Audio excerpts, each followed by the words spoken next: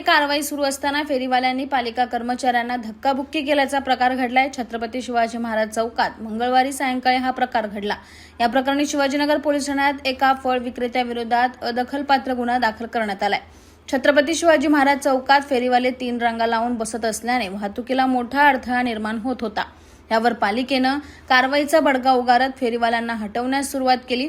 याच कारवाई दरम्यान एका फळ विक्रेत्याने पालिकेच्या कर्मचाऱ्यांच्या अंगावर धावून जात शिवीगाळ आणि धक्काबुक्की केली। या प्रकरणी शिवाजीनगर पोलीस ठाण्यात गुन्हा दाखल करण्यात आला असून फेरीवाल्यांवरील कारवाई अधिक तीव्र करण्यात आली आहे।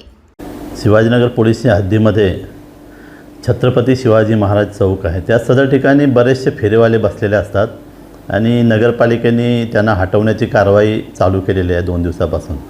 तर काल त्यांच्यामध्ये त्या फेरीवाल्यांना हटवत असताना काहीतरी वाद झालेला होता।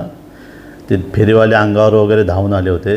त्यामुळं नगरपालिकेचे जे कर्मचारी आहेत त्यांनी पोलीस स्टेशनला तक्रार दिलेली आहे। त्यावरून अदखलपात्र गुन्हा दाखल करण्यात आलेला आहे आणि ती त्यांची तशी मोहीम खूप चांगली आहे आणि ती कंटिन्यू त्यांनी चालू ठेवा।